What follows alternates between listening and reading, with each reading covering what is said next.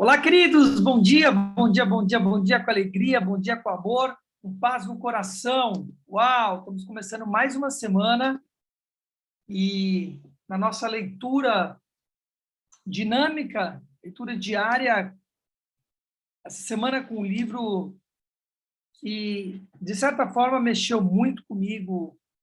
Mais do que o livro, foi o estudo em relação a esse cara, que é o Viktor Frankl. Ele tem a ver com a logoterapia, ele tem a ver com uma terapia holística, humanística. Ele é uma das referências para todo o psicopedagogo, toda pessoa que trabalha a transdisciplinariedade, que trabalha o logos, trabalha o todo, a integralidade, o inteiro. Ele está conectado com tudo isso, o Viktor Frankl. E esse livro é um livro que ele conta, ele relata quando ele esteve no campo de concentração. Ele ficou anos no campo de concentração e mente sã, corpo são. Ele traz relatos e dicas incríveis assim de como você não se contaminar com a sua ambiência. Como não se contaminar com a sua ambiência. Tem muita gente aqui que acho que está precisando disso, que eu conheço já com as carinhas aqui, né?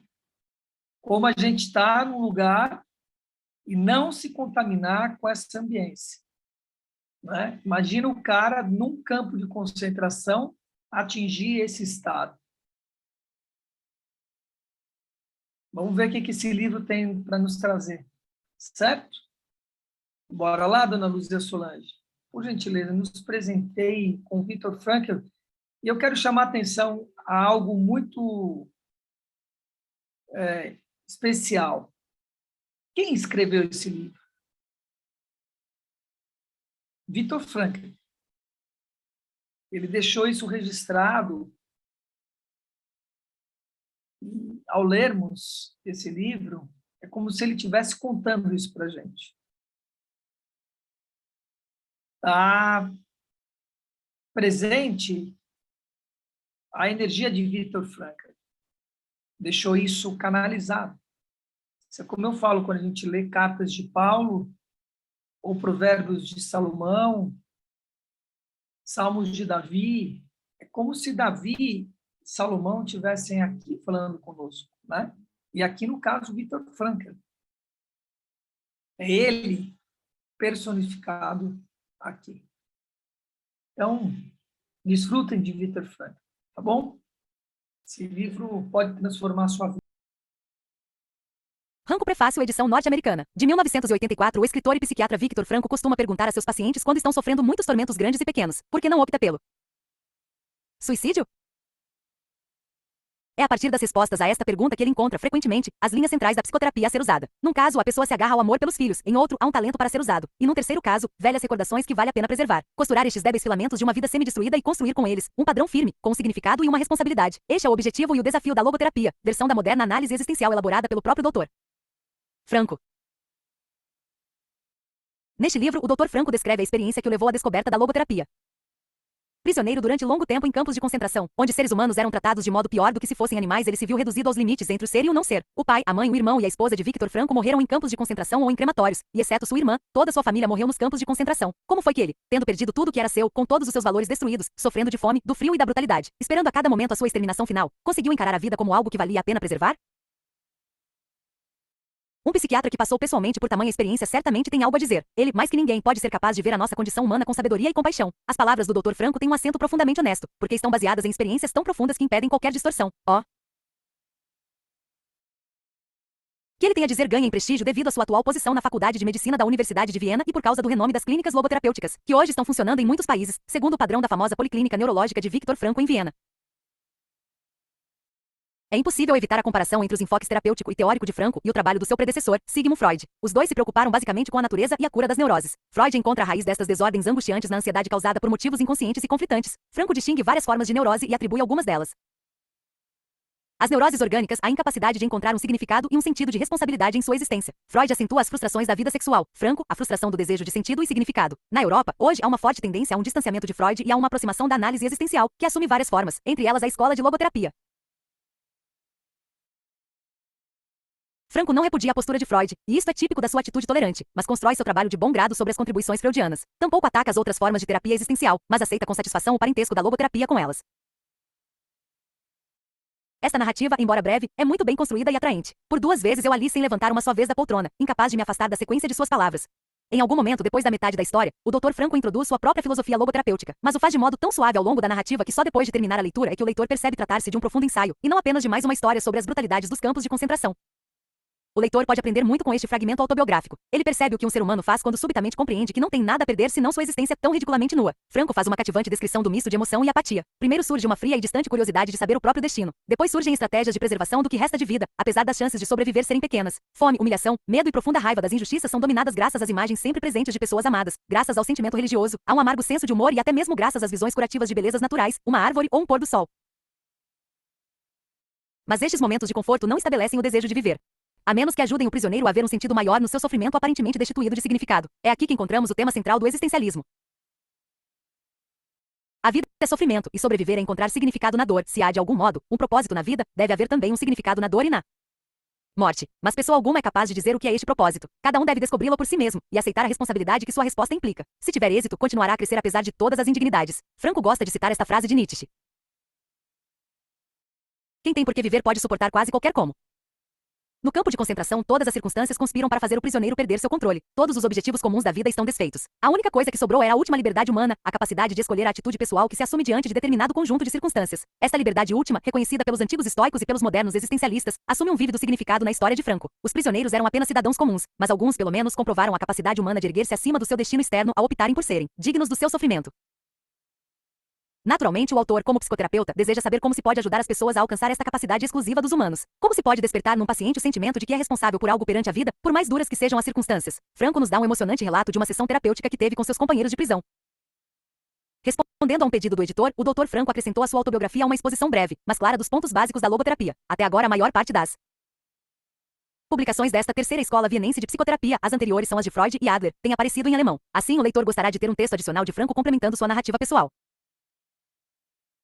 Ao contrário de muitos existencialistas europeus, Franco não é nem pessimista nem antirreligioso. Ao contrário, para um escritor que enfrenta com coragem a ubiquidade das forças do mal, ele assume uma visão surpreendentemente positiva da capacidade humana de transcender sua situação difícil e descobrir uma adequada verdade orientadora. Recomendo sinceramente este pequeno livro, porque é uma obra-prima de narrativa dramática focalizada sobre os mais profundos problemas humanos. Tem méritos literários e filosóficos e fornece uma estimulante introdução a um dos mais significativos movimentos psicológicos de nossos dias. Gordon W. Alporta. Gordon W. Alporta, professor de psicologia na Universidade de Harvard, é um dos maiores escritores e professores nesta área no hemisfério norte. Publicou numerosos livros sobre psicologia e foi o editor do Journal of Abnormal and Social Psychology. Foi principalmente através do trabalho pioneiro do professor Alporta que a importante teoria de Franco foi introduzida nos Estados Unidos. Além disso, é em grande parte graças a ele que o interesse em torno da logoterapia tem crescido exponencialmente neste país. Prefácio do autor, edição de 1984. Asterisco tradução de Carlos Sen, Aveline.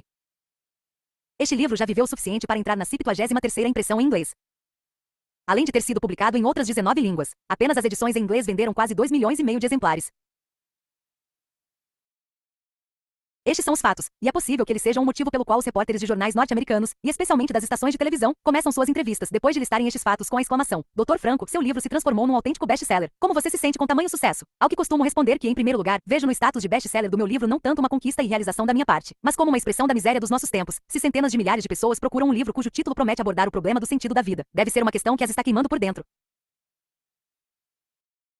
Certamente algo mais pode ter contribuído para o impacto do livro. Sua segunda parte, teórica, conceitos fundamentais de logoterapia, focaliza a lição que o leitor pode ter tirado da primeira parte, o relato autobiográfico, experiências num campo de concentração, enquanto que esta serve como validação existencial das minhas teorias. Assim, as duas partes dão credibilidade uma à outra. Não tinha nada disso em mente quando escrevi o livro em 1945, e o fiz no espaço de tempo de 9 dias com a firme determinação de ter o livro publicado anonimamente. Com efeito, a primeira impressão da versão original alemã não mostra meu nome na capa, apesar de, na última hora, eu haver finalmente cedido a meus amigos que estavam insistindo comigo para que deixasse o livro ser publicado com o meu nome pelos menos na página de rosto, onde vai o título. Inicialmente, no entanto, havia sido escrito com a absoluta convicção de que, como obra anônima, nunca daria fama literária a seu autor. Havia querido simplesmente transmitir ao leitor, através de exemplos concretos, que a vida tem um sentido potencial sob quaisquer circunstâncias, mesmo as mais miseráveis.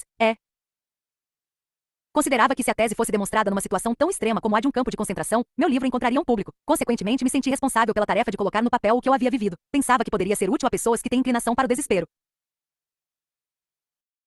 Parece-me algo ao mesmo tempo estranho e notável o fato de que, entre as dúzias de livros que escrevi, precisamente este, que pretendia publicar anonimamente de modo que nunca desse reputação a seu autor, se transformasse num sucesso. Em consequência, não canso de alertar meus alunos, tanto na Europa como nos Estados Unidos, não procurem o sucesso. Quanto mais o procurarem e o transformarem num alvo, mais vocês vão sofrer. Porque o sucesso, como a felicidade, não pode ser perseguido, ele deve acontecer, e só tem lugar como efeito colateral de uma dedicação pessoal a uma causa maior que a pessoa, ou como subproduto da rendição pessoal a outro ser. A felicidade deve acontecer naturalmente, e o mesmo ocorre com o sucesso. Vocês precisam deixá-lo acontecer não se preocupando com ele. Quero que vocês escutem o que sua consciência diz que devem fazer e coloquem-no em prática da melhor maneira possível. E então vocês verão que a longo prazo, estou dizendo, a longo prazo, o sucesso vai persegui-los, precisamente porque vocês esqueceram de pensar nele. Se o texto do livro a seguir transmite, prezado leitor, uma lição que pode ser tirada de Auschwitz, o texto do parágrafo acima pode dar uma lição tirada de um best-seller involuntário. Quanto a esta nova edição, foi acrescentado um capítulo para atualizar as conclusões teóricas do livro, tirado de uma palestra que pronunciei como presidente honorário do Terceiro Congresso Mundial de Logoterapia, no Auditorium Máximo da Universidade de Regensburg, na República Federal da Alemanha, em junho de 1983. Ele forma agora o pós-escrito de 1984 a este livro, e é intitulado A Tese do Otimismo Trágico. O capítulo se refere a preocupações dos dias de hoje e como é possível dizer sim à vida, apesar de todos os aspectos trágicos da existência humana. Espera-se que um certo otimismo com relação ao nosso futuro possa fluir das lições retiradas do nosso trágico passado. VF Viena, 1983. E Em busca de sentido. Um psicólogo no campo de concentração. Este livro não trata de fatos e acontecimentos externos, mas de experiências pessoais que milhares de prisioneiros viveram de muitas formas. É a história de um campo de concentração visto de dentro, contada por um dos seus sobreviventes. Não vamos descrever os grandes horrores, já bastante denunciados, embora nem sempre se acredite neles, mas sim as inúmeras pequenas torturas. Em outras palavras, tentarei responder a seguinte pergunta: de que modo se refletia na cabeça do prisioneiro médio a vida cotidiana do campo de concentração? Diga-se de antemão que as experiências aqui relatadas não se relacionam tanto com acontecimentos nos campos de concentração grandes e famosos, mas com os que ocorreram em suas famigeradas filiais menores. É fato notório que justamente estes campos mais reduzidos eram autênticos locais de extermínio. Em pauta estará aqui não a paixão e morte dos grandes heróis e mártires, mas a das pequenas vítimas, a pequena morte da grande massa. Não vamos nos ocupar com aquilo que o capo asterisco. Prisioneiros que dispunham de privilégios, nota do editor, ponto, nem este ou aquele prisioneiro pessoalmente importante sofreu ou tem para contar, mas vamos tratar da paixão do prisioneiro comum e desconhecido. Este último não usava o distintivo em forma de braçadeira, era desprezado pelos capos. Enquanto ele passava fome até morrer de inanição, os capos não passavam mal. Houve até alguns que nunca se alimentaram tão bem em sua vida. Do ponto de vista psicológico e caracterológico, este tipo de pessoas deve ser encarado antes como os SS ou os guardas do campo de concentração. Os capos tinham se assemelhado a estes psicológica e sociologicamente e com eles colaboravam. Muitas vezes eram mais rigorosos que a guarda do campo de concentração e eram os piores algozes do prisioneiro comum, chegando, por exemplo, a bater com mais violência que a própria SS. Afinal, de antemão somente eram escolhidos para capos aqueles prisioneiros que se prestavam a este tipo de procedimento, e caso não fizessem jus ao que deles se esperava, eram imediatamente depostos. Seleção ativa e passiva. O não iniciado que olha de fora, sem nunca ter estado num campo de concentração, geralmente tem uma ideia errada da situação num campo destes. Imagina a vida lá dentro de modo sentimental, simplifica a realidade e não tem a menor ideia da feroz luta pela existência, mesmo entre os próprios prisioneiros e justamente nos campos menores. É violenta a luta pelo pão de cada dia e pela preservação e salvação da vida. Luta-se sem dó nem piedade pelos próprios interesses, sejam eles do indivíduo ou do seu grupo mais íntimo de amigos. Suponhamos, por exemplo, que seja iminente um transporte para levar certo número de internados para outro campo de concentração, segundo a versão oficial. Mas há boas razões para supor que o destino seja a câmara de gás, porque o transporte de pessoas doentes e fracas representa uma seleção dos prisioneiros incapacitados de trabalhar, que deverão ser dizimados num campo maior, equipado com câmaras de gás e crematório. É neste momento que estoura a guerra de todos contra todos, ou melhor, de uns grupos e panelinhas contra outros. Cada qual procura proteger-se a si mesmo ou os que lhes são chegados, pô-los a salvo do transporte, requisitá-los, no último momento da lista do transporte. Um fato está claro para todos: para aquele que for salvo desta maneira, outro terá que entrar na lista. Afinal de contas, o que importa é o número. O transporte terá que ser completado com determinado número de prisioneiros. Cada qual então representa pura e simplesmente uma cifra, pois na lista constam apenas os números dos prisioneiros. Afinal de contas, é preciso considerar que em Auschwitz, por exemplo, quando o prisioneiro passa pela recepção, ele é despojado de todos os haveres e assim também acaba ficando sem nenhum documento, de modo que quem quiser pode simplesmente adotar um nome qualquer, alegar outra profissão, etc. Não são poucos os que apelam para este truque por diversas razões. A única coisa que não dá margem a dúvidas e que interessa aos funcionários do campo de concentração é o número do prisioneiro, geralmente tatuado no corpo. Nenhum vigia ou supervisor tem a ideia de exigir que o prisioneiro se identifique pelo nome quando quer denunciá-lo, o que geralmente acontece por alegação de preguiça. Simplesmente verifica o número que todo prisioneiro precisa usar costurado em determinados pontos da calça, do casaco e da capa e o anotar, ocorrência muito temida por suas consequências. Voltemos ao caso do transporte previsto. Nesta situação, o prisioneiro não tem tempo nem disposição para se demorar em reflexões abstratas e morais. Cada qual só pensa em salvar a sua vida para os seus, que por ele esperam em casa, e preservar aqueles aos quais se sente ligado de alguma forma no campo de concentração. Por isso não hesitará em dar um jeito de incluir outra pessoa, outro número no transporte. Por favor. Dissemos acima já dá para entender que os capos eram resultado.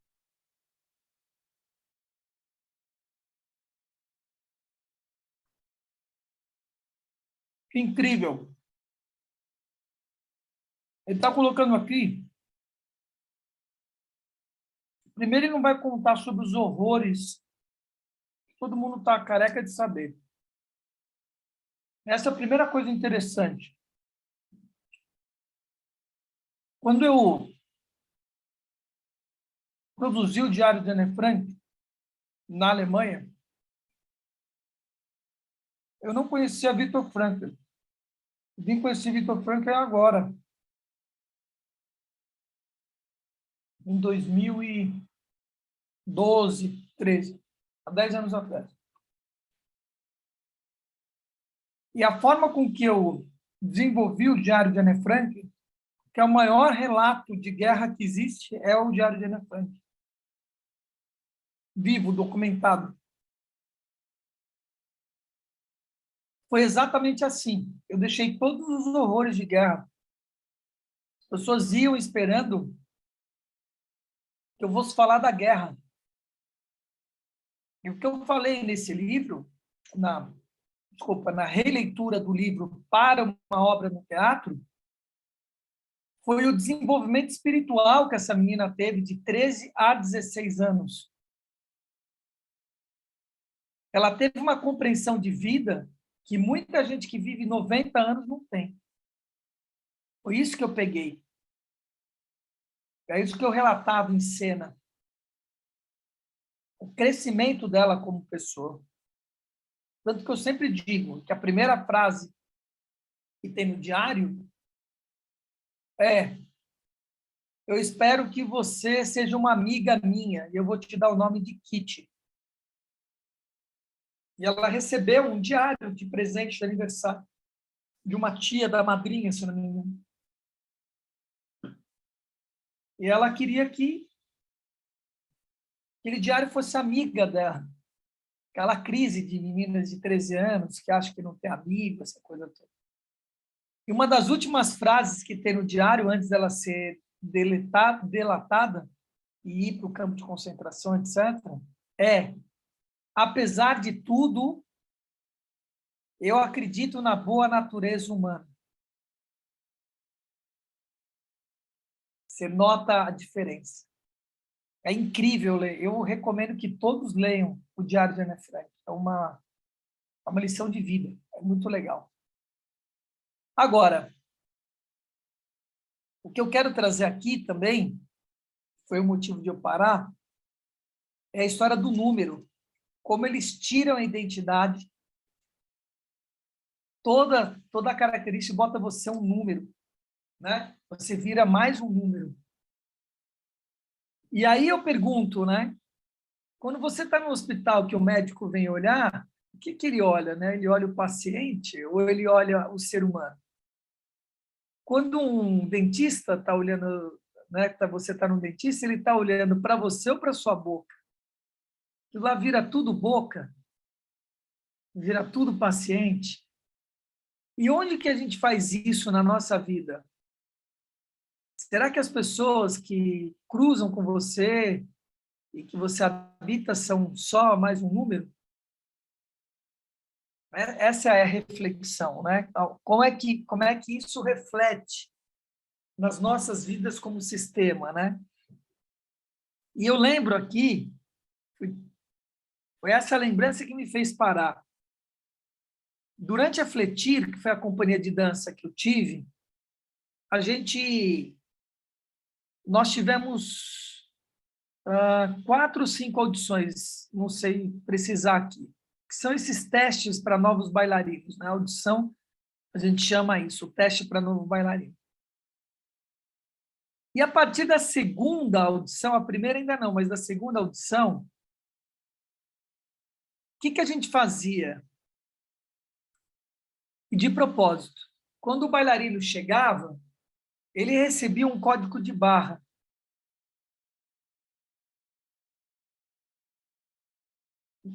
Adesivo, assim, desse tamanho, assim, um código de barra.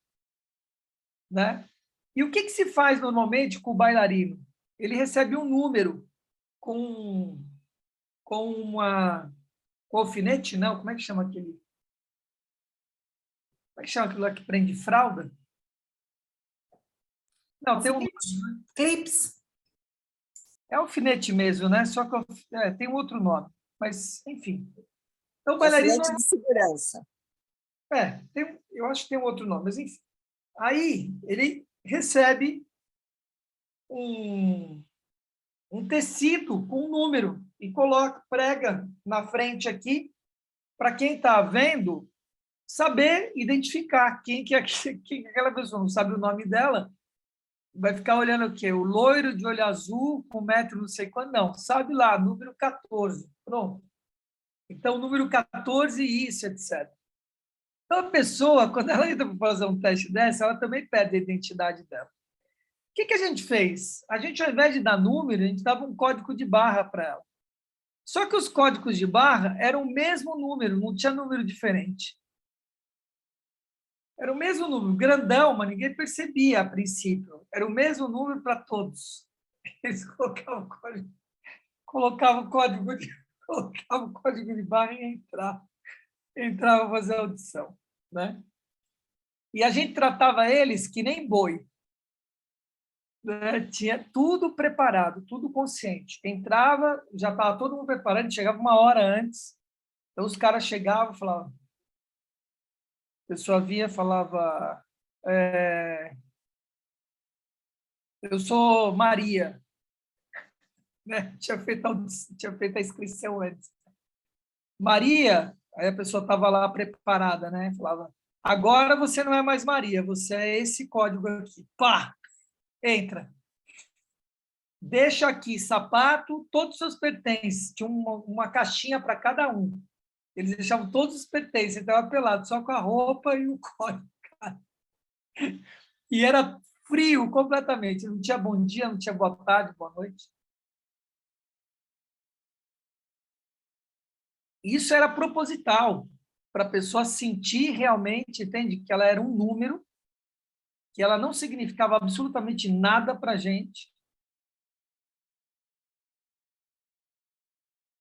E isso ia, primeira hora, assim, até que a gente dizia lá, falou assim, quem que é você? A gente perguntava.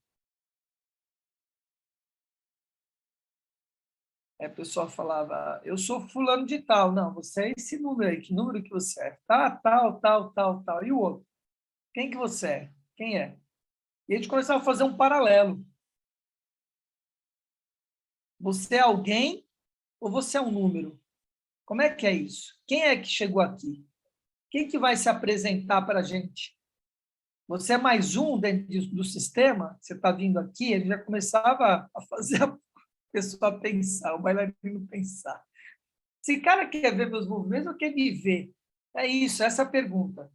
Você quer mostrar quem você é para mim ou você quer mostrar seus movimentos? Movimento, filho, deixa eu falar, tenho 30 anos de dança. Só de você entrar aqui, eu já sei se você sabe se movimentar ou não. Não preciso disso. Só de você entrar aqui, eu já sei. Se você tem base, não tem, se você tem coordenação. Não preciso de nada disso. Eu preciso saber quem é você. Eu preciso saber se você sabe quem é você, ou se você está preocupado em saber quem é você, ou você se coloca nesse mundo como mais um número. Então, o Victor Frankl vai falar disso agora. Por isso que eu parei aqui. Sobrevivência é um número, não tem identidade, deixou todos os pertences, está dentro de um trem, cara, entendeu? Que número é número, foda-se. Número é assim, tem 500, precisa sobrar 200, entendeu? 300 nós temos que matar. Ó, 10, 10, 10, 10, 10, 10, pronto, acabou, mata esse aqui, fica com esse aqui, é isso. Isso é número. E a pergunta é como é que você está se colocando nesse mundo, entende? Você é mais um número ou você tem realmente uma identificação? Você é alguém encarnado nesse corpo, que sabe sua identidade? Como é que é isso? Ele vai provocar isso bastante. Vamos continuar escutando.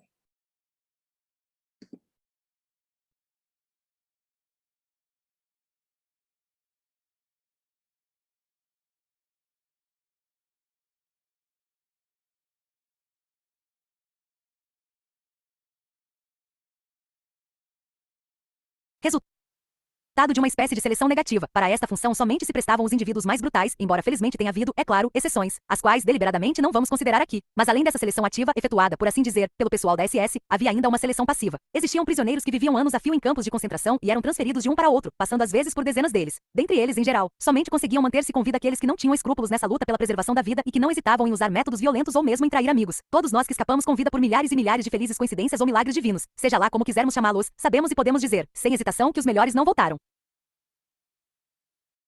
Relato do prisioneiro no 119.104.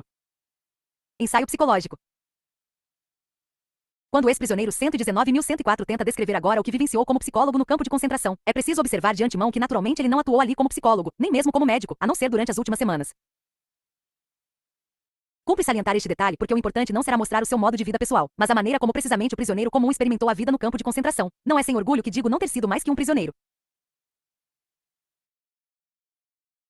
comum, nada fui senão o simples número 119.104. A maior parte do tempo estive trabalhando em escavações e na construção de ferrovias. Enquanto alguns poucos colegas de profissão tiveram a sorte de ficar aplicando ataduras improvisadas com papel de lixo em postos de emergência dotados de algum tipo de calefação. Eu, por exemplo, tive de cavar sozinho um túnel por baixo de uma estrada, para a colocação de canos d'água. Isto para mim não deixou de ser importante, pois como reconhecimento deste serviço prestado, recebi 2 dos assim chamados cupons prêmio, pouco antes do Natal de 1944. Esses cupons eram emitidos pela firma de construção a qual éramos literalmente vendidos como escravos pelo campo de concentração. Em troca de cada dia de trabalho de um prisioneiro, a firma tinha que pagar à administração do campo determinada quantia. Cada cupom prêmio custava a firma 50 centavos e era resgatado a 5 cigarros no campo de concentração, geralmente apenas depois de passadas algumas semanas. De repente eu estava de posse de um valor equivalente a 12 cigarros. Acontece que 12 cigarros valiam 12 sopas, e 12 sopas realmente significam muitas vezes a salvação da morte por inanição, para 2 semanas, ao menos. Somente um capo, que tinha seus cupons prêmio garantidos, é que podia dar-se ao luxo de fumar cigarros além do prisioneiro que dirigia alguma oficina ou depósito no almoxarifado e que recebia cigarros em troca de favores especiais. Todos os demais, os prisioneiros comuns, costumavam trocar por gêneros alimentícios aqueles cigarros que recebiam através de cupons prêmio, isto é, por meio de serviços adicionais que representavam perigo de vida, a não ser que tivessem desistido de continuar vivendo, por terem perdido as esperanças, resolvendo então gozar os últimos dias de vida que ainda tinham pela frente. Quando um colega começava a fumar seus poucos cigarros, já sabíamos que havia perdido a esperança de poder continuar, e de fato então não aguentava mais. O anterior foi justificar e explicar o título do livro. Vejamos agora que sentido tem propriamente um relato deste tipo. Afinal de contas, já foi publicado um número mais que suficiente de relatos contando os fatos nos campos de concentração. Aqui, todavia, apresentaremos os fatos apenas na medida em que eles desencadearam uma experiência na própria pessoa. É para a experiência pessoal em si que contará o espírito psicológico da série. Isso tem uma dupla intenção, procurando atingir tanto o leitor que conhece como que não.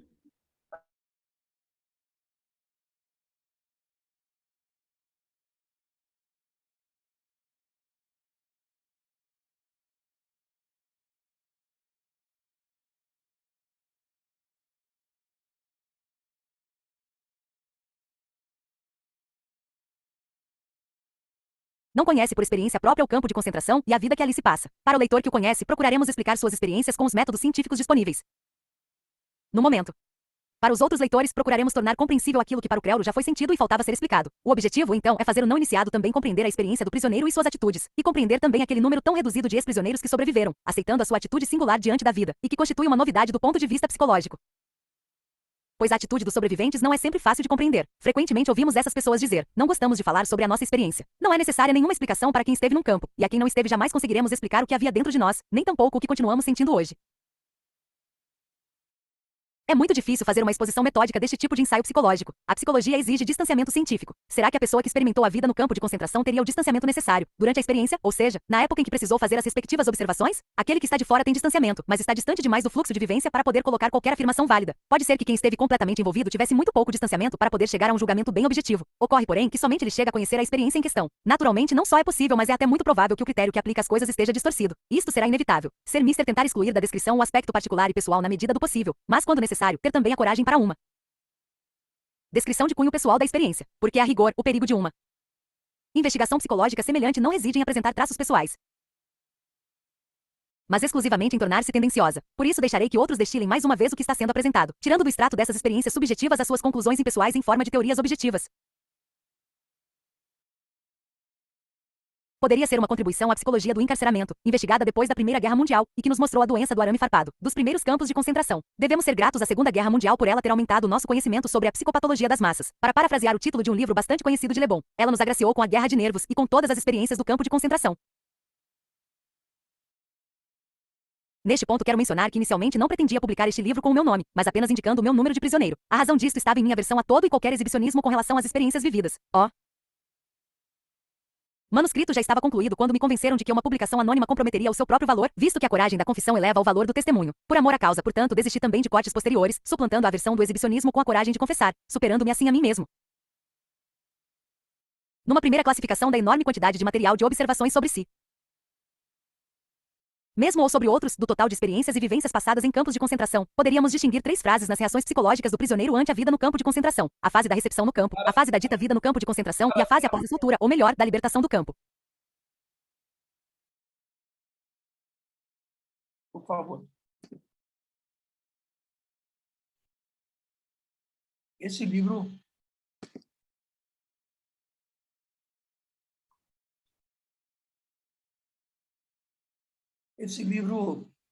eu vou ter que fazer algumas intervenções. Qual que é a diferença disso para a Covid? É algo que eu falei, né? Agora tenho falado menos. Da bênção que é a Covid. Os médicos nunca trabalharam tanto e tão focado, descobrindo coisas.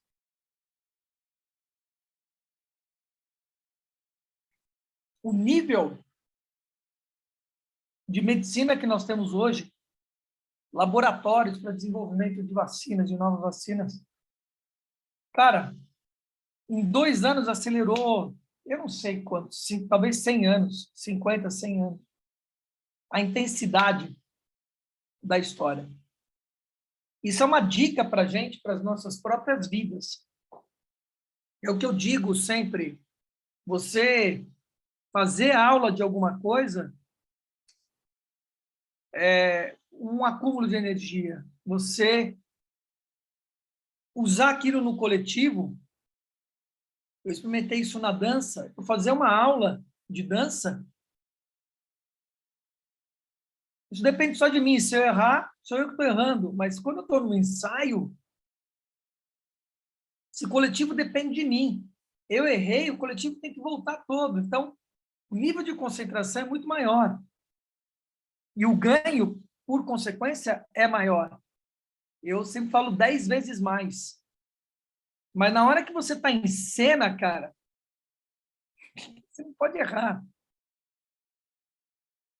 Não tem jeito, cara. Não tem como voltar. O espetáculo já era. Errou, você dançou.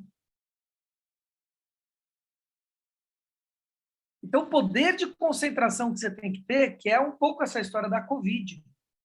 Quanto, entende? Que eles tiveram que estar focados, senão iam perder vidas, e perderam vidas, tiveram que entrar em contato com suas frustrações. Eu lembro que eu tive Covid, né, e fiquei bem mal. Eu tive que ir ao hospital em um dos dias, que a minha oxigenação estava bem baixa. Eu estava na enfermaria e era um colega amigo da minha filha que estava lá. E tinha um oriental na minha frente. Cara, aquilo me impressionou muito. Porque primeiro o nome que eles davam era covidário, né? Covid com cova, sabe? Covidário. E aí, eu olhando o japonês, esse japonês estava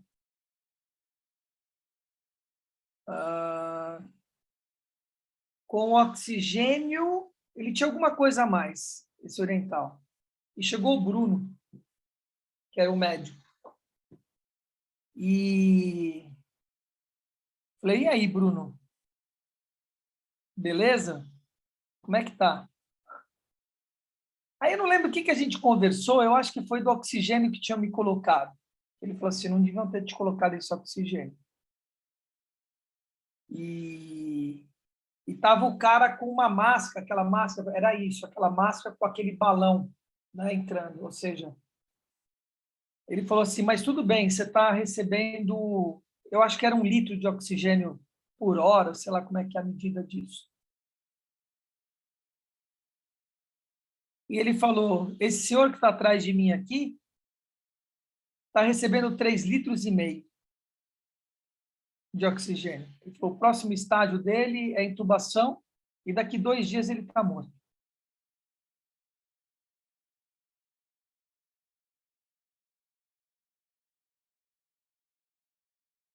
E é isso que eles tiveram que se deparar. Os médicos tiveram que conviver com isso, cara.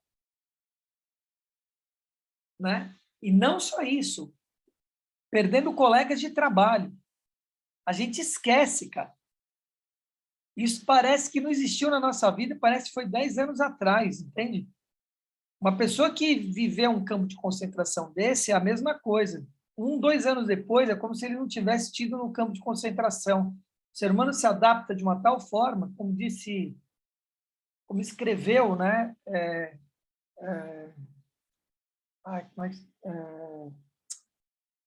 Esqueci o nome desse autor russo, Tchaikovsky, não é Tchaikovsky, enfim, escritor russo, eu já lembro.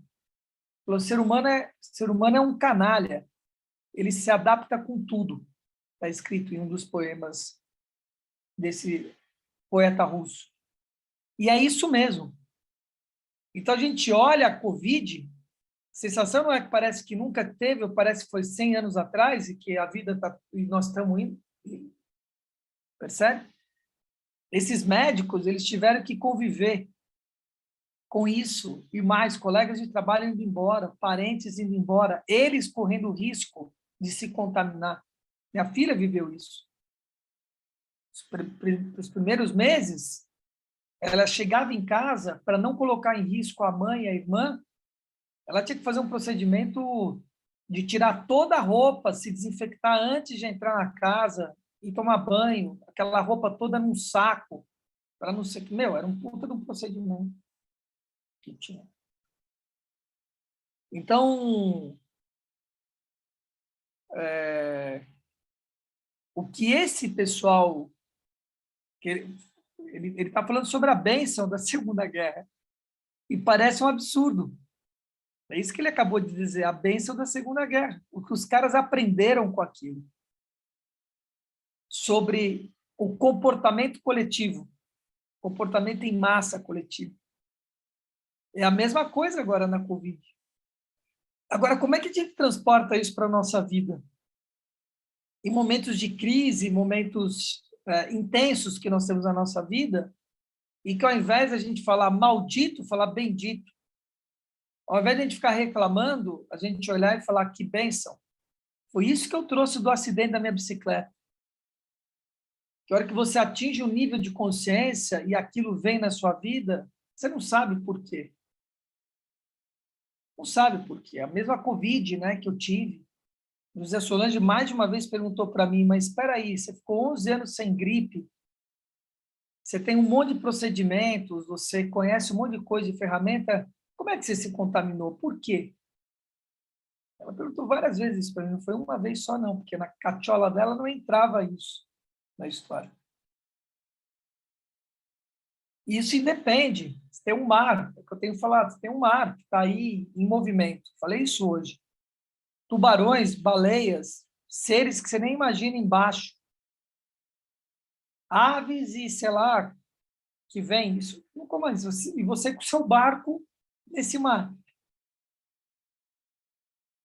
Então, por mais que você tenha um bom barco, navegação em ordem, etc., você vai se deparar com situações e locais e vibrações ressonantes de coisas que você já fez aí no passado e que continua vibrando. E que você não comanda isso. Você vai ter que viver isso. Você vai decantando esse lugar, você vai aprendendo com a experiência. E, sobretudo, confiando nesse mar, que é Deus. Tudo que está em curso é Deus. Inclusive o campo de concentração. Por mais doido que pareça. Inclusive a Covid. Por mais maluco que pareça. Mas é. Por isso, como terapia, eu sempre indicava o poema de Rumi. Sempre indicava o poema de Rumi. Casa dos Hóspedes. Receba-os todos de braços abertos, mesmo que venha varrer seus móveis violentamente. Ainda assim, entretenha todos, receba de braços abertos e sorriso largo. Uma depressão, uma roda travada, uma Covid, um campo de concentração. Mesmo assim, receba-o de braços abertos e sorriso largo, porque ele foi enviado da misteriosa fonte. Cara, isso é remédio de tarja branca que eu falo, entende? 3 vezes por dia. Você está em conflito? Está com algum problema? Leia o poema de Rumi 3 vezes por dia. Acorda, lê no meio do dia e, na hora que você vai dormir, lê o poema de Rumi. Se você fizer isso uma semana, cara, a sua vida já vai mudar muito. Uma semana. Se fizer 21 dias, uau, vai mudar muita coisa. Agora, se você fizer 144 dias isso, sua vida vai mudar por completo.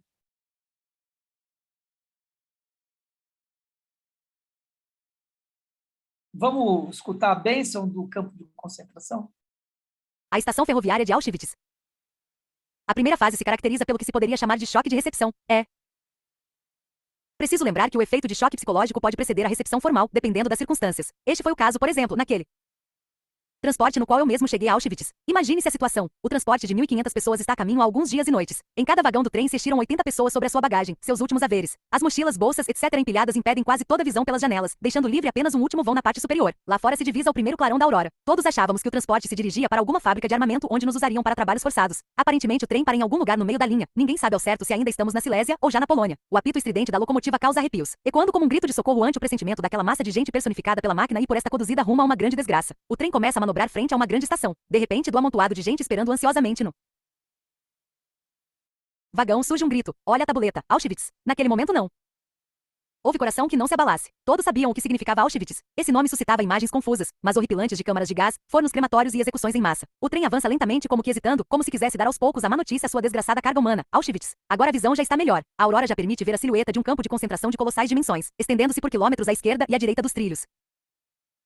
Múltiplas cercas de arame farpado sem fim, torres de vigia, refletores e longas colunas de figuras humanas aos farrapos, cinzentas no alvorecer, que avançam exaustas pelas ruas desoladas do campo de concentração, sem que ninguém saiba para onde. Aqui e ali se ouve um apito de comando, e ninguém sabe para quê. Em alguns de nós, o terror fica estampado no rosto. Eu pensava estar vendo certo número de cadafalsos dos quais pendiam pessoas enforcadas. O horror tomava conta de mim, e isto era bom. Segundo a segundo e passo a passo precisávamos nos defrontar com o horror. Finalmente chegamos à estação de desembarque. Lá fora, nenhuma movimentação ainda. De repente, brados de comando daquele jeito peculiar, estridente e rude que de agora em diante ouviríamos sempre de novo em todos os campos de concentração, cujo som é semelhante ao último berro de um homem assassinado com uma diferença. O som também é rouco e fanhoso, como se saísse da garganta de um homem que tem que gritar constantemente assim porque está sendo constantemente assassinado. Abrem-se violentamente as portas do vagão e ele é invadido por um pequeno bando de prisioneiros trajando a roupa típica de reclusos, cabeça raspada, porém muito bem alimentados. Falam todas as línguas europeias possíveis e irradiam todos uma jovialidade que neste momento e situação só pode mesmo ser grotesca. Como a pessoa que está prestes a se afogar e se agarra a uma palha, assim o meu arraigado otimismo, que desde então sempre me assomete justamente nas piores situações, se agarra a esse fato. Nem é tão má a aparência dessa gente, eles estão visivelmente bem-humorados e até rindo. Quem diz que não chegarei também à situação relativamente boa e feliz desses prisioneiros? A psiquiatria conhece o quadro clínico da assim chamada ilusão de indulto. A pessoa condenada à morte, precisamente na hora de sua execução, começa a acreditar que ainda receberá o indulto justamente naquele último instante. Assim nós nos agarrávamos a esperanças e acreditávamos até o último instante que não seria nem poderia ser tão ruim. Olha só o rosto rechonchudo e rosado desses prisioneiros. Nem de longe sonhávamos que se tratava de uma elite, um grupo de prisioneiros escolhido para receber os transportes dos milhares que anos a fio entravam diariamente pela estação de Auschwitz, isto é, para tomar conta de sua bagagem juntamente com os valores nela ocultos, utensílios difíceis de conseguir naquela época e joias contrabandeadas. Auschwitz naquele tempo era, sem dúvida, um centro singular na Europa da última fase da guerra. A quantidade de ouro, prata, platina e brilhantes que ali se encontrava, não só nos gigantescos depósitos, mas ainda em mãos do pessoal da SS bem como do grupo de prisioneiros que nos recebia, certamente não tinha paralelo. Certa vez éramos 1.100 prisioneiros num único barracão, destinado a abrigar no máximo 200, esperando pelo transporte para campos menores, sentados, acocorados ou de pé no chão de terra, passando frio e com fome. Não havia lugar para todos se sentarem, menos ainda para se deitarem. Num período de 4 dias recebemos uma única vez uma lasca de pão de 150 gramas. Naquela ocasião presenciei, por exemplo, uma conversa em que o encarregado do barracão negociava um prendedor de gravata de platina, encravado de brilhantes, com um prisioneiro daquele grupo de elite. O grosso desses objetos, entretanto, acabava sendo trocado por aguardente que desce para divertir-se uma noite. Só sei de uma coisa, esses prisioneiros de muitos anos precisavam de álcool. Quem vai censurar uma pessoa que se entorpece em semelhante situação interior e exterior? Para não falar dos prisioneiros postos a trabalhar nas câmaras de gás e no crematório, e que sabiam perfeitamente que, passando seu turno, seriam substituídos por outro grupo, e que seguiriam eles mesmos um dia o caminho daquelas vítimas cujos carrascos eram forçados a ser agora. Esse grupo recebia álcool praticamente à vontade até do pessoal da SS. A primeira seleção. Eu e praticamente todos os integrantes do nosso transporte estávamos, portanto, tomados por essa ilusão de indulto que acredita que tudo ainda pode sair bem, pois ainda não tínhamos condições de entender a razão daquilo que ali se desenrolava. Somente à noite é que iríamos entender. Mandaram-nos deixar toda a bagagem num vagão, desembarcar e formar uma fila de homens e outra de mulheres, para então desfilar. Perante um oficial superior da SS, curiosamente, tive coragem de levar comigo minha sacola, escondida da melhor maneira possível debaixo da capa. Vejo então que a minha coluna se dirige, homem por homem, em direção ao oficial da SS e fico calculando. Se ele perceber o peso da sacola que me puxa para o lado, haverá no mínimo uma bofetada que me fará voar na lama. Isto eu já conhecia de outra ocasião. Mas por instinto, quanto mais me aproximo daquele homem, deixo meu corpo cada vez mais ereto, para que ele não perceba que estou carregando um peso. Ele agora à minha frente, alto, esbelto, elegante, num uniforme perfeito e reluzente, uma pessoa bem trajada e cuidada, muito distante das nossas tristes figuras de rosto sonolento e aparência decaída. Ele se sente muito à vontade. Apoia o cotovelo direito na mão esquerda, e com a mão direita erguida executa um leve aceno com o indicador, ora para a direita, ora para a esquerda.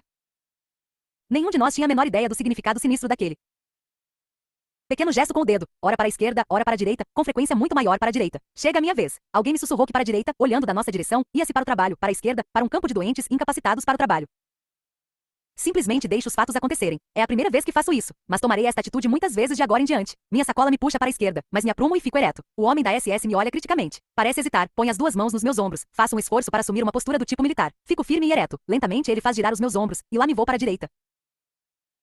À noite ficamos sabendo o significado desse jogo com o dedo indicador. Era a primeira seleção. A primeira decisão sobre ser ou não ser. Para a imensa maioria do nosso transporte, cerca de 90%, foi a sentença de morte. Ela foi levada a cabo em poucas horas. Quem era mandado para a esquerda marchava diretamente da rampa da estação para um dos prédios do crematório, onde, segundo me contaram pessoas que ali trabalhavam,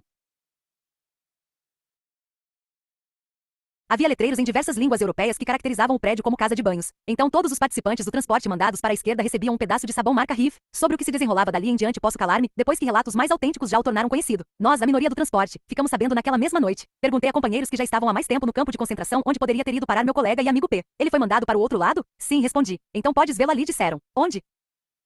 Uma mão aponta para uma chaminé distante algumas centenas de metros, da qual sobe assustadora e alta labareda pelo imenso e cinzento céu polonês, para se extinguir em tenebrosa nuvem de fumaça. O que há ali? Ali o teu amigo está voando para o céu, é a resposta grosseira. Continuo sem entender, mas logo começo a compreender assim que me iniciam no assunto. Tudo isto já contei por antecipação. Sob o ponto de vista psicológico, ainda tínhamos um caminho muito longo a percorrer, desde o alvorecer na estação até adormecermos pela primeira vez no campo de concentração. Nossa coluna foi obrigada a correr desde a estação, escoltada por um pelotão da guarda SS com um fuzil engatilhado, passando pelos corredores.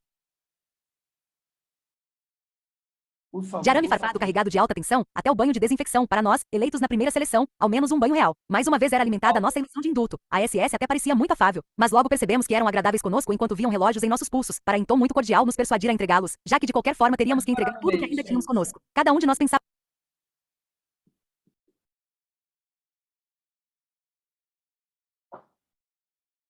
Eu tenho muito por trazer para vocês aqui, porque morei 6 anos na Alemanha, né?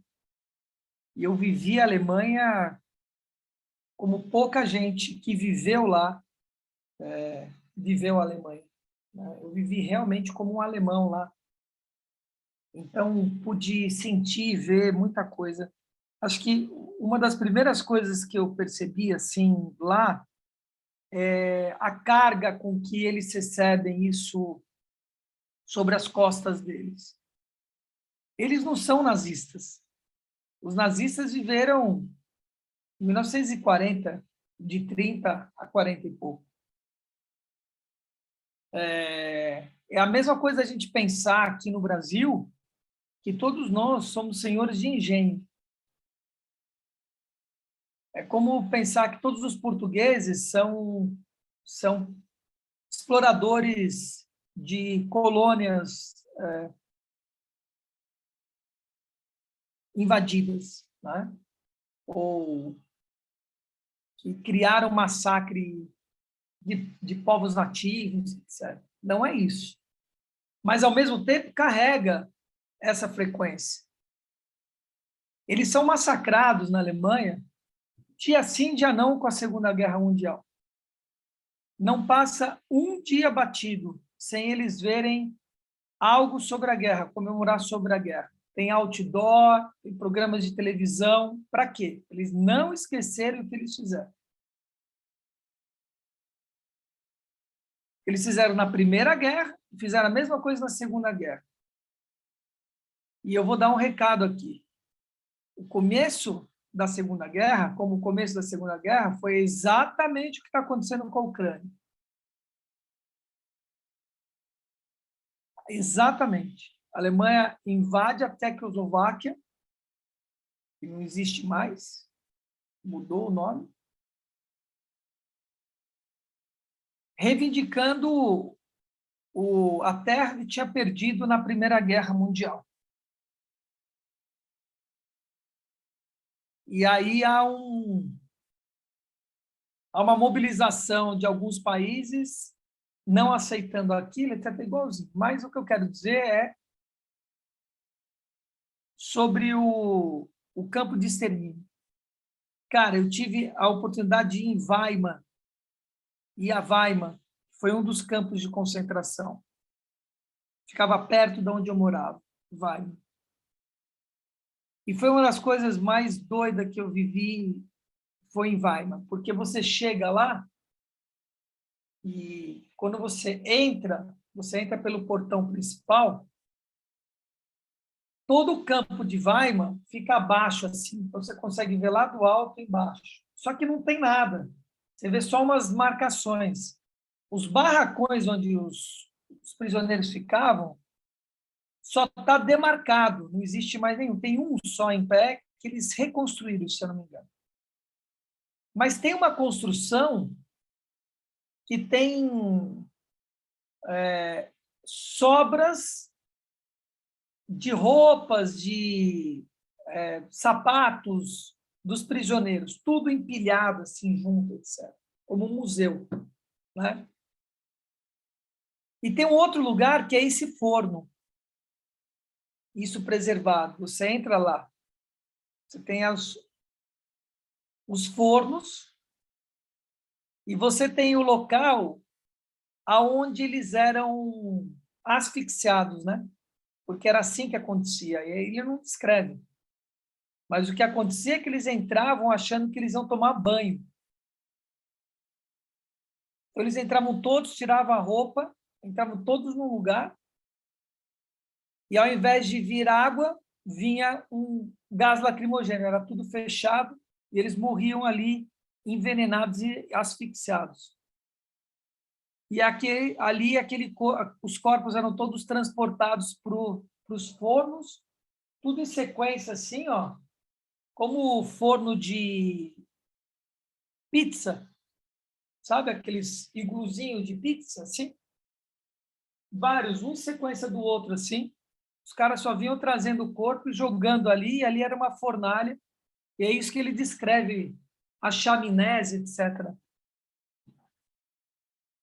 90% das pessoas que iam, morriam. Eles só ficavam com jovens adultos saudáveis. Crianças e idosos eram eliminados.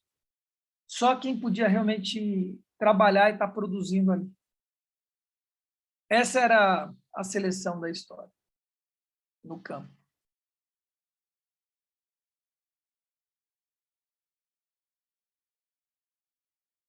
Então, a reflexão que eu deixo aqui é a seguinte. Por isso que eu parei. Tem duas aqui, né? Reflexões. A primeira é que a gente pode olhar isso como uma tragédia e como algo assim como isso pode acontecer, como Deus deixa isso acontecer. Essa é a primeira. E aí vir para o estado de revolta. E aí a gente se conecta com aquilo que eu falei anteriormente. O que é verdadeiramente, intrinsecamente ruim? E o que nessa humanidade, ou naquilo que a gente vive, não é bênção? O que não é bênção? É uma reflexão que precisa ser feita. Né? É uma reflexão. E aí nós pensarmos, olha onde que eu vou chegar, tá? Para vocês aqui, que é importante. Pensarmos que o tráfego tráfego de chegada e partida de almas dentro de um corpo humano é de 5 a cada segundo. 5 almas encarnam e 3 almas desencarnam por segundo na humanidade, com guerra ou sem guerra, com Covid ou sem Covid. Eu não sei precisar, dentro desse número que eu estou trazendo para vocês, quantos que são idosos que vão numa forma natural, porque quando a gente fala de um campo de concentração da Covid, nós estamos falando de abortar algo que, teoricamente, iria progredir até mais tempo. Mas o fato é que isso vai acontecer. E vai acontecer nessa proporção que eu estou dizendo. Então, a gente pode ter duas visões. Uma visão piegas, entre aspas. Ah, meu Deus, morreu, pelo amor de Deus, morreu não sei quantos. Ah, no forno, na Covid, não sei aonde, na gripe espanhola, tarará, tá. Ou a gente pode olhar um outro lugar e falar assim, bom, esse é o curso da história, a gente não tem nada o que fazer. Esse é o mar que está aí, navegando. E ter uma visão mais ampla das coisas, que é um pouco o que o Vitor está trazendo. Né? Quando ele fala, eu sabia que direita era diferente e que esquerda, né, provavelmente era um lugar que, bom, mas eu não tenho muito controle disso. Foi a primeira vez, né, ele relata, em que eu abri mão do controle e deixei com que as coisas acontecessem. Mas, por outro lado, ele ficou ereto e se mostrou à disposição. Olha o relato. Qual a diferença disso para eu, com Covid, dizer Sagrado Espírito Santo, meus mestres, meus guias, eu me permita estar aqui, continuar vivo para cumprir minha missão, se assim é do seu agrado? Nenhuma. Absolutamente nenhuma. Você está consciente do lugar onde você está e da missão que você está cumprindo. Mas se tanto faz como tanto fez, foi o final de Anne Frank. Os relatos que tem de Anne Frank é que ela e a irmã pegam tifo, que era uma doença muito comum ali por causa da sujeira, que vem por piolho, etc. Pega tifo. A irmã, não tem relato por que ela ficou mais doente do que a Anne Frank, mas o fato é que a irmã fica mal e morre. E os relatos de pessoas próximas que sobreviveram, né? Os relatos que eles têm sobre a Anne Frank, é que ela estava bem, que a irmã tinha falecido. E que, ao a irmã falecer, ela abre mão da vida. Opção, de novo, percebe? Vou cumprir meu propósito, quero ficar aqui ou vou embora? Abro mão dessa história.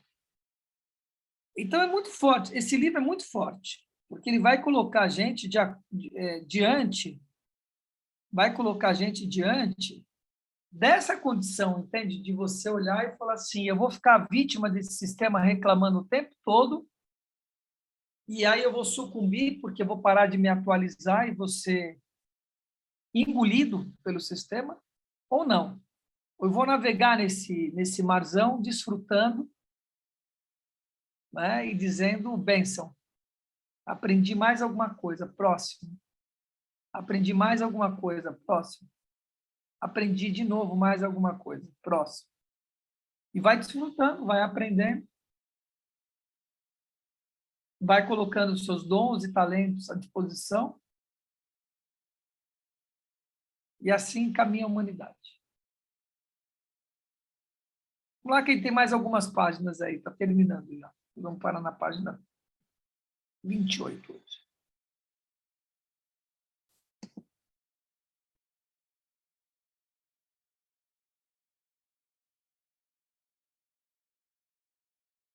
Pensava consigo mesmo, perdido por perdido, se essa pessoa relativamente amigável receber um relógio em caráter particular, por que não?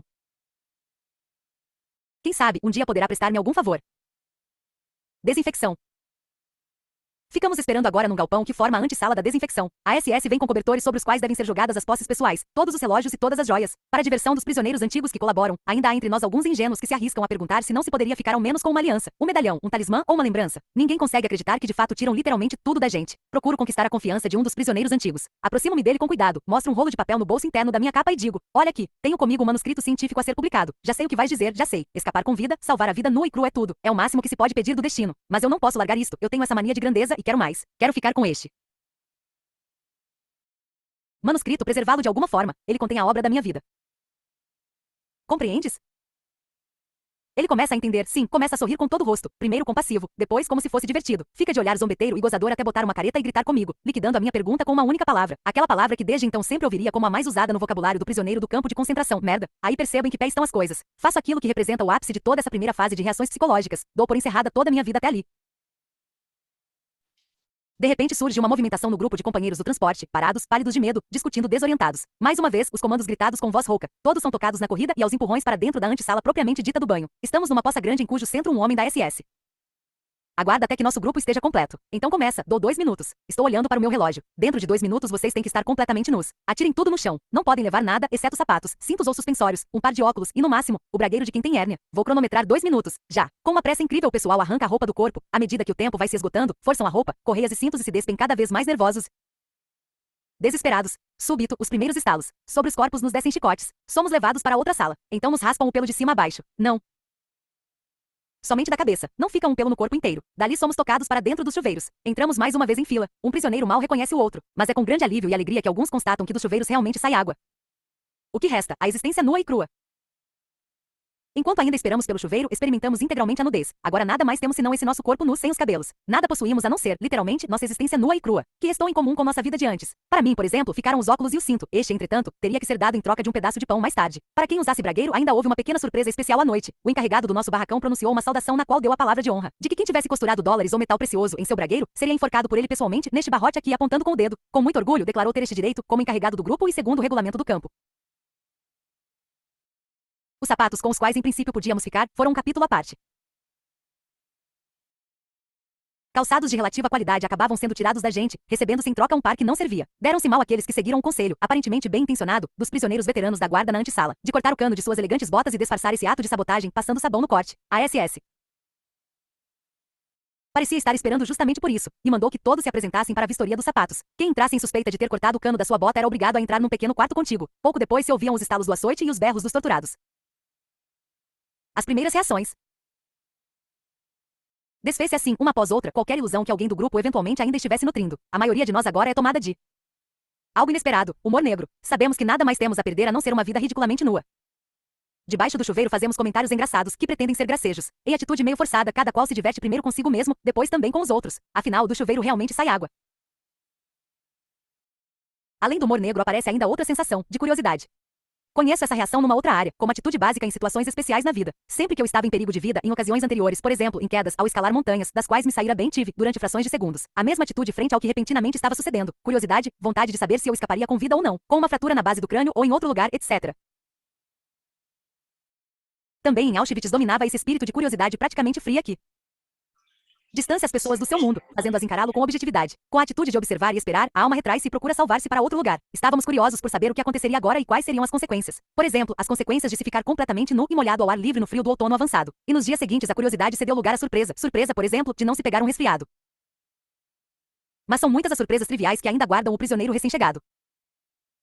Quem é ligado à medicina aprende sobretudo uma coisa, os compêndios mentem. Em algum livro de estudo constava que a pessoa não consegue aguentar mais que determinado número de horas sem dormir. Eu mesmo tinha a convicção de que havia certas coisas que eu simplesmente não conseguiria fazer. Não poderia dormir, caso não conseguiria viver sem. Na primeira noite em Auschwitz, dormi em beliches de 3 andares e em cada andar, medindo mais ou menos 2x2x5m, dormiam 9 pessoas, em cima de tábua pura, e para cobrir-se, havia 2 cobertores para cada andar, isto é, para 9 pessoas. Naturalmente só podíamos nos deitar de lado, apertados e forçados um contra o outro, o que por outro lado fez-se ao frio reinante no barracão sem calefação, não deixava de ter suas vantagens. Não era permitido levar sapatos para os beliches. Em grave infração ao código, um ou outro os usava a guisa de travesseiro, mesmo estando totalmente enlameados. No mais, nada nos restava senão apoiar a cabeça sobre o braço, mesmo que quase o destroncasse. Mas o sono leva consigo o estado consciente, eliminando também o dolorido da posição. Outras coisas surpreendentes que se consegue fazer. Passar meses ou anos no campo de concentração sem escovar os dentes, e mesmo assim ter uma gengiva em estado melhor que nunca, apesar da considerável deficiência de vitaminas. Ou usar a mesma camisa durante metade de um ano, até ela ficar completamente irreconhecível. Não poder lavar-se de forma alguma nem parcialmente, por estar congelada a água nos canos do lavatório. Não ficar com pus nas mãos feridas e sujas de trabalhar na terra, claro, enquanto não houvesse sintomas de congelamento. Uma pessoa de sono leve que costumava acordar com o menor ruído no quarto ao lado, aperta-se agora contra um companheiro que ronca a plenos pulmões a poucos centímetros de seu ouvido e consegue cair em sono profundo logo depois de deitar. Então nos dávamos conta da verdade daquela frase de Dostoiévski, que define o ser humano como ser que a tudo se habitua. Podem perguntar-nos. Nós sabemos dizer até que ponto é verdade que a pessoa tudo se acostuma sem dúvida, mas ninguém pergunte de que modo. Entrar no fio? A nossa investigação psicológica, no entanto, ainda não havia chegado até lá, nem tampouco nós, prisioneiros, já atingíramos este ponto no curso dos eventos. Estávamos ainda na primeira fase da reação psicológica. Face à situação sem saída, ao perigo de morte a nos espreitar a cada dia, a cada hora e minuto, fez-se a proximidade da morte de outros, da maioria. Era natural que quase todos pensassem em suicídio, mesmo que apenas por um momento.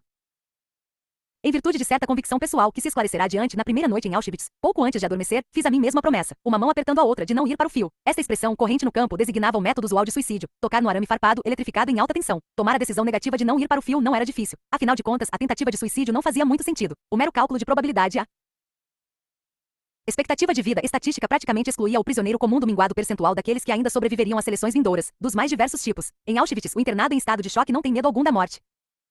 Nos primeiros dias de sua estada, a câmara de gás nem de longe representa um horror. Para ele, o gás é algo que o poupa de cometer suicídio. A julgar por repetidas manifestações de companheiros, o choque da recepção não chegou a me abater muito. Isso eu admito. Mesmo assim, somente pude dar um sorriso, e bem sincero, quando, na manhã após a primeira noite em Auschwitz, sucedeu o que vou contar.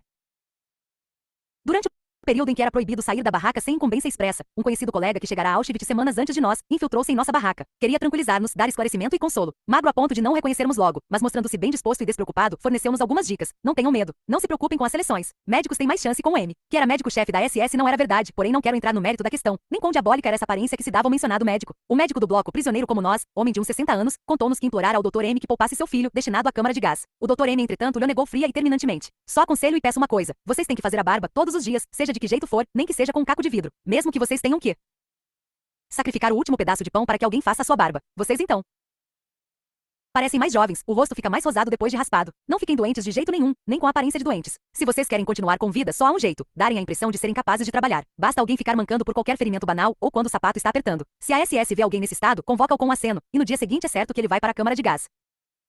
Sabem o que nós chamamos de muçulmano. Uma triste figura, um decrépito de jeito adoentado e magro que não aguenta mais trabalho pesado. Mais cedo ou mais tarde, geralmente em seguida, todo muçulmano acaba na câmara de gás.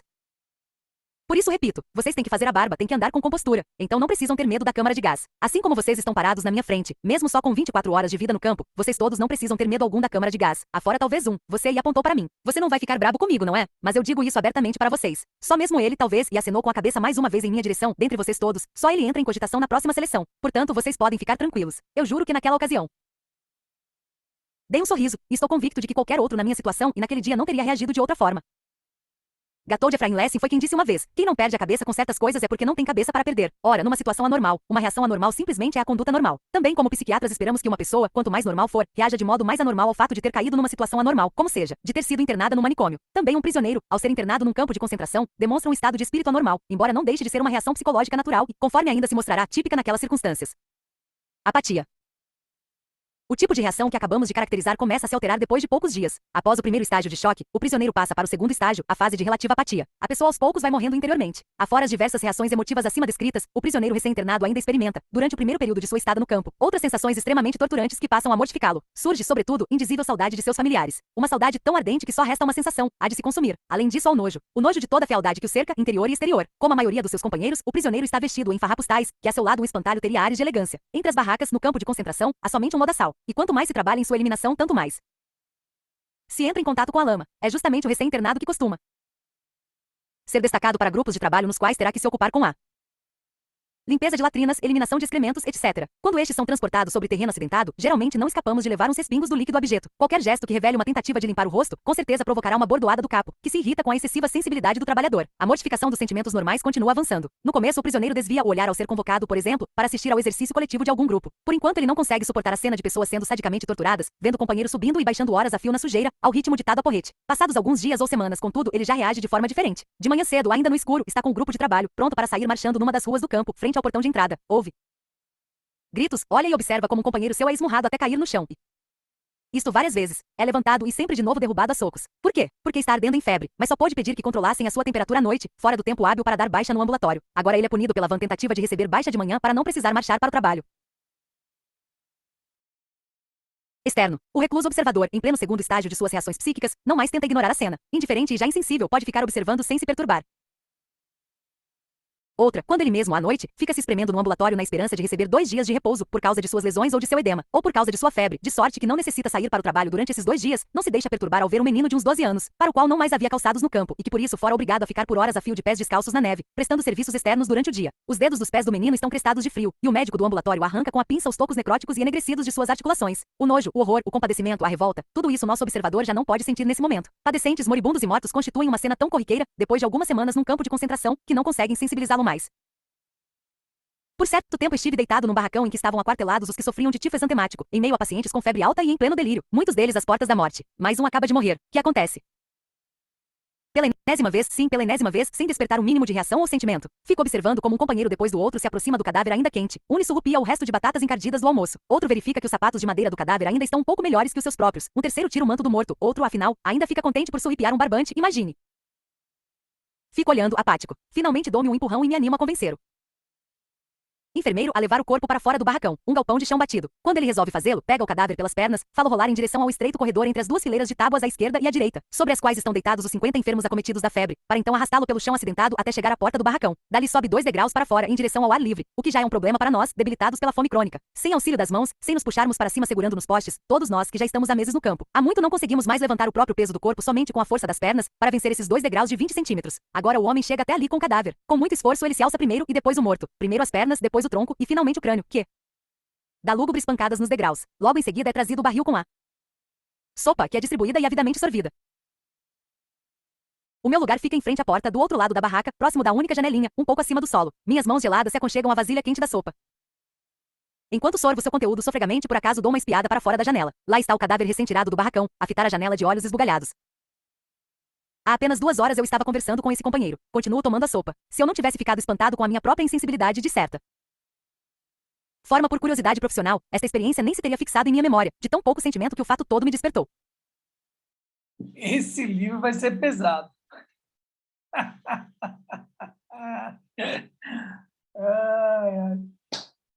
Dostoiévski. E ele traz exatamente a frase parecida, né? Com o que eu falei, né? O ser humano é um canalha e se acostuma com tudo, né? Então, a gente consegue entender aí como que aqueles caras do voo do Chile, né, que ficaram lá esperando socorro, comeram os cadáveres, né, humanos. Né? Não tinham o que comer, começaram a comer os próprios humanos. Né? Foram chamados de canibais, etc. Cara, só quando você vive uma situação dessa, você consegue descrever o que é, né? Isso. E é isso, se torna corriqueiro, né, a história. O açoite, as mortes. Morreu, então vamos ver o que tem aqui para eu tirar, para eu sobreviver. Muito maluco. Deixa eu liberar aqui, que eu tinha cortado o som, que estava entrando. E aí, o que vocês querem trazer? Em relação ao que você acabou de falar, nada se diferencia aos corpos que a gente vê jogados pela Cracolândia. Os cadáveres são mortos-vivos ali. E as pessoas acostumam, né? Ou se não os assaltos, entende? Ou crime de latrocínio, essa coisa de morreu por causa do celular, que reagiu no trânsito no celular, e aí morre, é mais um que morreu, né? Como se fosse normal. Exatamente isso. Agora, de novo, né? O que é que está acontecendo na nossa vida que está assim? O que é que você está fazendo na sua existência, entendeu? Que você está anestesiado desse jeito. Que não tem nada de normal, entende? Que não tem nada de construtivo para a sua vida. E você se acostumou e vive naquele lugar reativamente, anestesiadamente. Como é que descobre isso? Para quê e por quê? Propósito. Sim, Edson, fala. Bom dia a todos. Estou ausente aí um bocado de tempo. Eu absorvi, posso tirar essa dúvida com você, que a dificuldade é uma oportunidade na vida, né? E que como se a gente, de uma certa maneira, estivéssemos vivendo esse mundo dentro de um campo de concentração. Em alguns momentos, no livro descreve que existe oportunista, existem as pessoas que passavam, estava no centro de concentração, mas passava a ser tipo um capataz, né? E aí, de alguma maneira, eles iam passar a ser também vítimas em um certo momento, mas que parece que a gente vive também no campo de concentração, que a gente não enxerga a SS, mas que é cada um por si, né?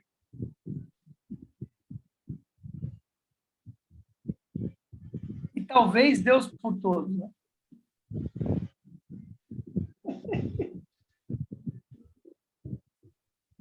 É isso aí. Essa é a selva. Esse é eu acho que um dos caminhos da iluminação, né? Um dos caminhos de você compreender qual é a sua verdadeira missão aqui, né? E a gente está falando, né, de coisas importantes, de coisas pesadas, mas a gente se esquece também das pequenas coisas, né, que a gente vai se acostumando, a gente não presta atenção nas pequenas coisas, que nem quando eu morava em São Paulo, eu não tinha noção daquele ruído, daquele barulho, né, de ambulância, de ônibus, e quando eu me mudei para Sorocaba, a primeira noite, que era um silêncio, mas um silêncio que não ouvia nada. E aí foi quando caiu minha ficha. Nossa, eu não tinha essa percepção, né? E é uma coisa muito, assim, muito simples. E a gente muitas vezes faz isso na nossa vida, né? Não dá atenção também para as coisas simples. Ruídos. Você me fez lembrar de um xamã que eu conheci, um americano, que viveu 3 anos com os aborígenes na Austrália. E ele... Tentando lembrar o nome dele aqui, esqueci o nome do cara. E ele aprendeu com os aborígenes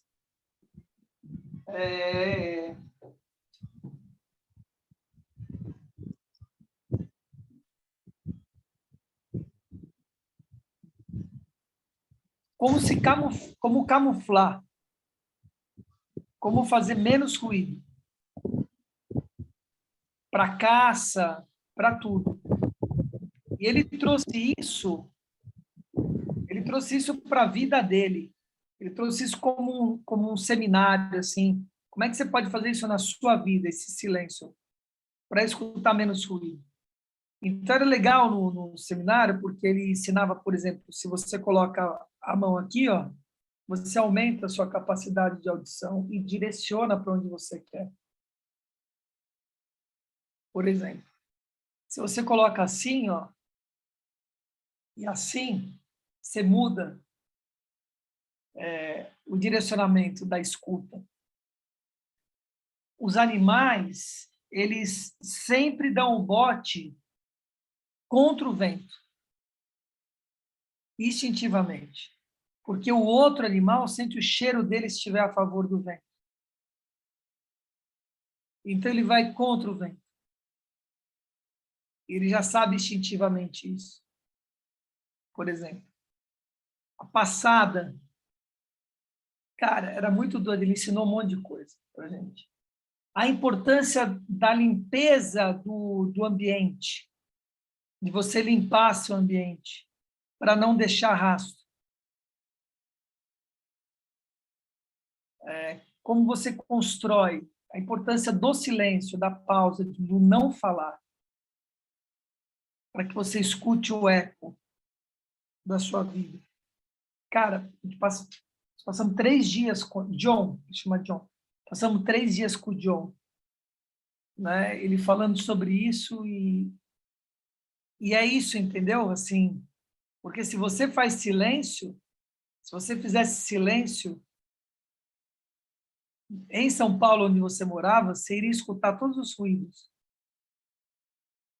Iria perceber os ruídos que tinham ali. O problema é que a gente não faz esse silêncio. Uma das coisas que eu adquiri com o John, eu faço de vez em quando, é você não acender a luz de noite. Deixar com que caia, você não acender a luz na sua casa. E você passar aquela noite sem luz. E perceber as coisas, e sem falar. Sem luz e sem falar.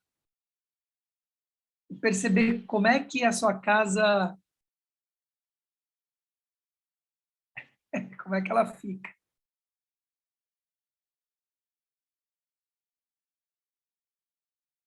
Muda muita coisa. Eu aprendi a acender uma fogueira sem nenhum fósforo com ele.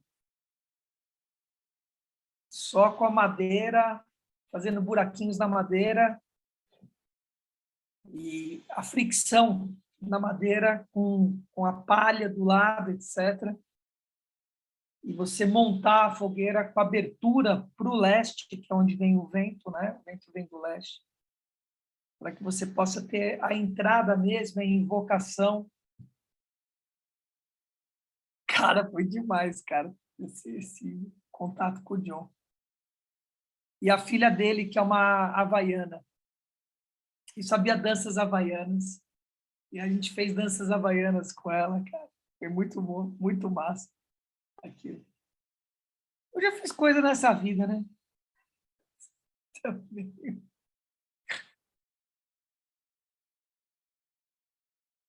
Então, isso eu acho que para corroborar a fala da Elaine, de certa forma nossa, né?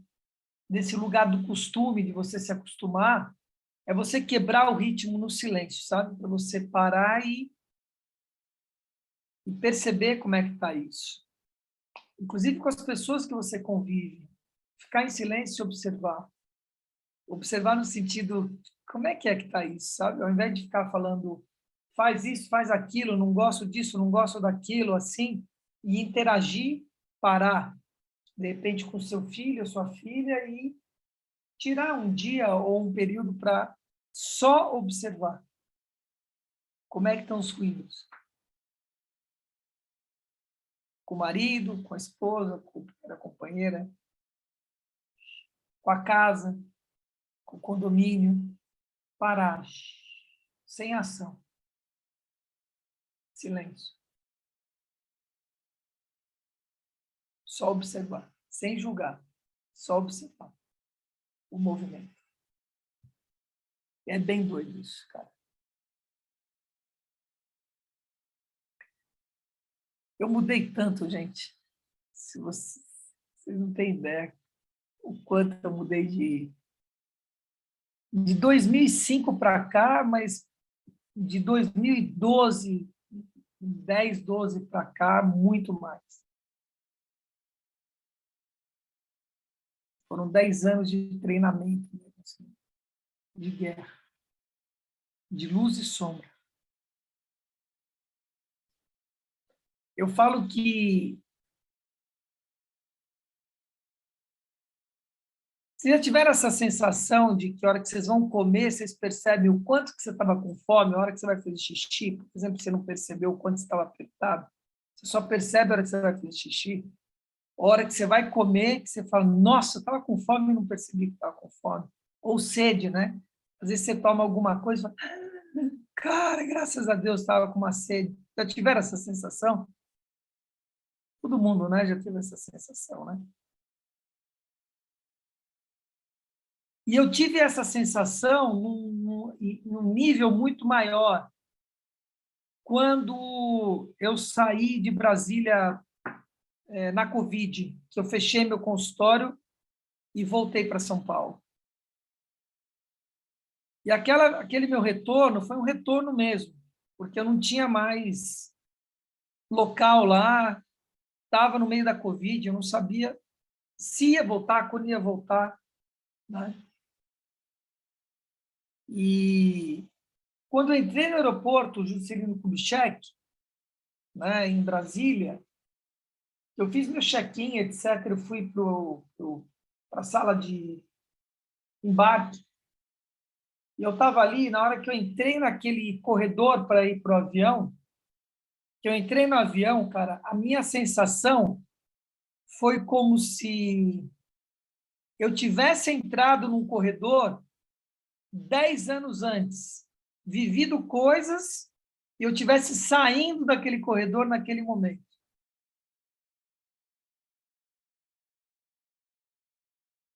Como se eu tivesse entrado na floresta, entende? Assim, foi para um treinamento de 10 anos numa floresta, você está saindo dessa floresta e voltando para a cidade, sabe? Cara, aquilo foi muito doido, cara. Assim, uma sensação de não pertencimento, de treinamento, de um hiato na minha vida, de uma coisa, cara, você não é nada disso, você veio experimentar isso aqui para entender o que você não é. E, nossa, foi muito doido aqui. E assim, puf, num segundo, assim, entrando no corredor e pegando o avião para vir para São Paulo. E era como se tivesse fechado uma porta, sabe mesmo assim. Fechado um portal que eu tinha entrado. Cara, aquilo foi doido. Muito doido.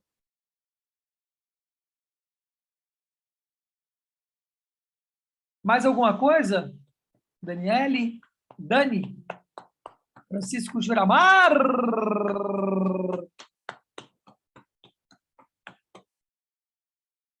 Vocês três que estão aqui comigo de câmera aberta também, querem falar mais alguma coisa? Não? Não? Não? Não? Não, também não. Também não? Você não falou nada, né, Juramar? Não é também não. Nada, então nada não. Nada não. Bom. Então, vamos dando por encerrado aqui nossa leitura de hoje. A gente volta amanhã. Esse livro vai ser, cara, F-O-D-A. Foda. Vai ser uma pancada. É muito bom. Okay? Vamos ver o que resta da gente na sexta-feira.